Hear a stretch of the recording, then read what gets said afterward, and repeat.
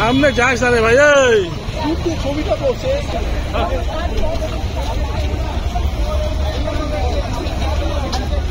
বাবা দেখতে স্যার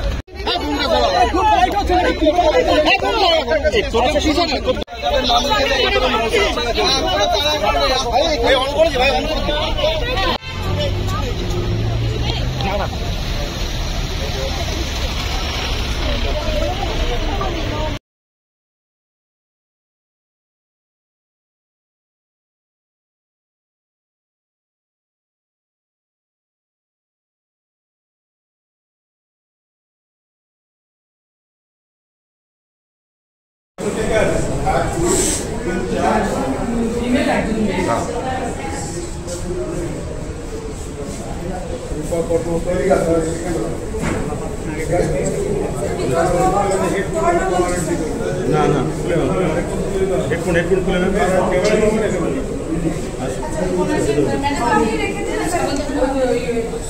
আসুন ম্যাডাম, আসুন আসুন, যান যান, আপনি যান, নিয়ে যান, মহিলা আছে। হ্যাঁ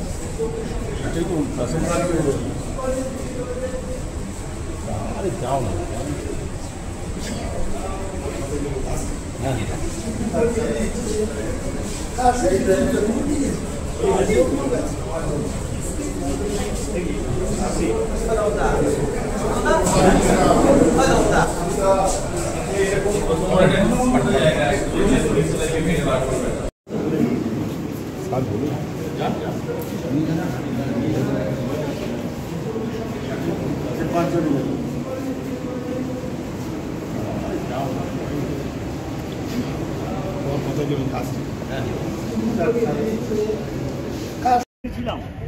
আপনাদের সেটা আগেও বলেছি, আমরা হলাম 2016 ফার্স্ট SLSTর আমরা শিক্ষক শিক্ষিকা নবম দশম এবং একাদশ দ্বাদশ শ্রেণী। কিন্তু আপনারা দেখেছেন দীর্ঘদিন হাইকোর্ট এবং সুপ্রিম কোর্টে আমাদের প্যানেল নিয়ে বিভিন্ন জালিয়াতি দুর্নীতি প্রমাণ পায় এবং সর্বশেষ পুরো প্যানেলটাই বাতিল হয়ে যায়। কিন্তু সেখানে একটা বৃহৎ অংশ যাদের আমাদের সম্বন্ধে কোনোরকম কোনো জালিয়াতি প্রমাণিত না হয়েই আমাদের চাকরিটা ছিনিয়ে নেওয়া হয়। CBI রিপোর্ট এবং বাদ কমিটির রিপোর্টে সেটা স্পষ্টতই উল্লেখ আছে এবং সুপ্রিম কোর্টের লাস্ট যে 3 এপ্রিলের ভার্ডিক্ট, সেই ভার্ডিক্টে আমাদের কাছে যে আদেশটা আসে যে এই পরীক্ষার মাধ্যম দিয়েই আমাদের চাকরিতে আবার পুনরায় অর্জন করতে হবে এবং চাকরি নিতে হবে, আমরা এই জায়গাটাতেই বিরোধ পোষণ করি। কারণ আমরা মনে করি যে সমস্ত প্রাতিষ্ঠানিক 17 রকম দুর্নীতি হয়েছে, এই দুর্নীতির সঙ্গে আমরা 15,403 জন শিক্ষক শিক্ষিকা আমরা কোনোভাবেই যুক্ত নই। তাহলে আমরা যদি ব্যক্তিগতভাবে কোনো দুর্নীতির সঙ্গে যুক্ত না থাকি, তাহলে প্রাতিষ্ঠানিক দুর্নীতির মাধ্যমে কী করে 7 বছরের চাকরি আমাদের চলে যেতে পারে। তাই আমরা আবেদন করেছিলাম যে আপনারা আরও বিভিন্ন কমিটি গঠন করতে পারেন, আরও তদন্ত এগিয়ে নিয়ে যেতে পারেন, কিন্তু আমাদের আপনারা পরীক্ষায় পুনরায় বসতে বলবেন না। কারণ আজকে আমাদের শারীরিক এবং মানসিক অবস্থা বিপর্যস্ত। আমরা বিগত 1 বছর ধরে এই আন্দোলনের সঙ্গে যুক্ত, আমাদের অনেক সহকর্মী মৃত্যুর সঙ্গে লড়াই করছে। এরকম বিভিন্ন প্রশ্ন আছে যে প্রশ্নের উত্তর আমাদের কাছে নেই। কিন্তু আমরা দেখলাম কি সুপ্রিম কোর্টের ভার্ডিক্টের 3টি ডাইরেকশন দেওয়া ছিল যে 31 মার্চের মধ্যে নিউ গেজেট নিউ নোটিফিকেশান এই গভর্নমেন্টকে এবং এসএসসিকে প্রকাশ করতে হবে, যা ইতিমধ্যে হয়ে গেছে। সেখানেও আমাদের অনেক প্রশ্ন আছে যে পরীক্ষাটা যে নিউ গেজেট এসছে শুধুমাত্র ডিক্লেয়ার্ড ভ্যাকেন্সি, মানে 2016-তে আমরা চাকরিতে যারা ছিলাম তারাই পরীক্ষা দেবে না, এটা ওপেন টু অল করা হয়েছে। মানে আজকে যে ছেলেটা বা যে শিক্ষার্থী তার যোগ্যতামান অর্জন করেছে, যারা একসময় আমাদের ছাত্র ছিল তারাও আমাদের সঙ্গে পরীক্ষায় বসবে। এই লড়াই আসলে আমাদের হারিয়ে দেওয়ার একটা চক্রান্ত হচ্ছে, এটা আমরা মনে করি। তো তবুও সেটা ঠিক আছে।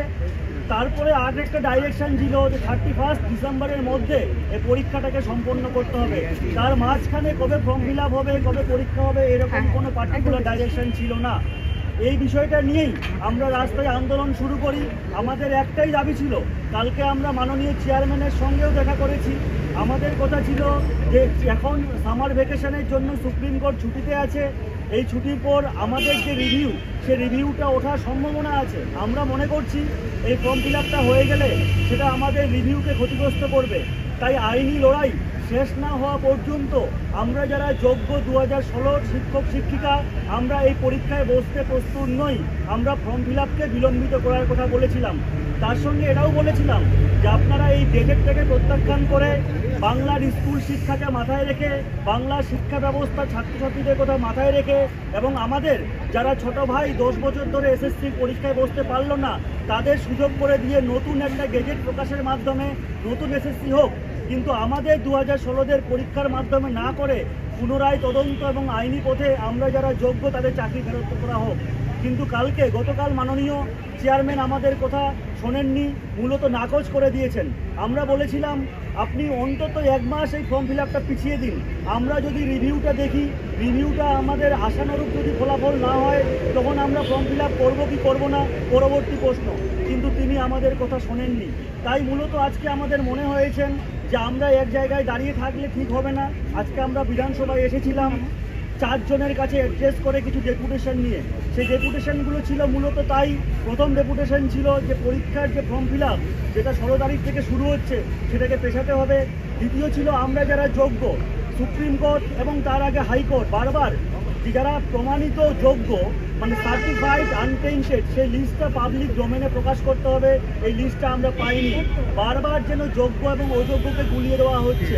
আমরা বলেছিলাম যে শুধুমাত্র এখানে আর্থিক ব্যাপার নয়, আমাদের আত্মসম্মান, আমাদের বাজার ঘাট বাড়ি সব জায়গায় আমাদের একটা অপমানের চোখে দেখা হচ্ছে। তাই আমাদের তালিকা যারা আমরা দুর্নীতির সঙ্গে যুক্ত নই এই তালিকা অবিলম্বে প্রকাশ করতে হবে। কিন্তু আমরা সেখানেও কোনো সদুত্তর পাইনি। এমনকি আপনারা জানেন যে সমস্ত ওএমআর যেগুলো সিবিআই তদন্ত করে উঠে এসেছে 1000 বার স্ক্যান হয়েছে এবং ডেটা ভ্যালু থেকে হ্যাশট্যাগ সমস্ত মান ম্যাচ করেছে, তাহলে এই ওএমআরগুলোকে মান্যতা দিয়ে কেন পুনরায় রিপ্যানেল হবে না? এবং আমাদের শিক্ষক শিক্ষিকা এবং যোগ্য শিক্ষাকর্মী তাদের সকল ওএমআরকে প্রকাশ করে রিপ্যানেলের মাধ্যমে এবং আইনি পথে আমাদের চাকরিকে ফিরিয়ে দিতে হবে সম্মানের সাথে। মূলত এই 3টে দাবি ছিল আমাদের।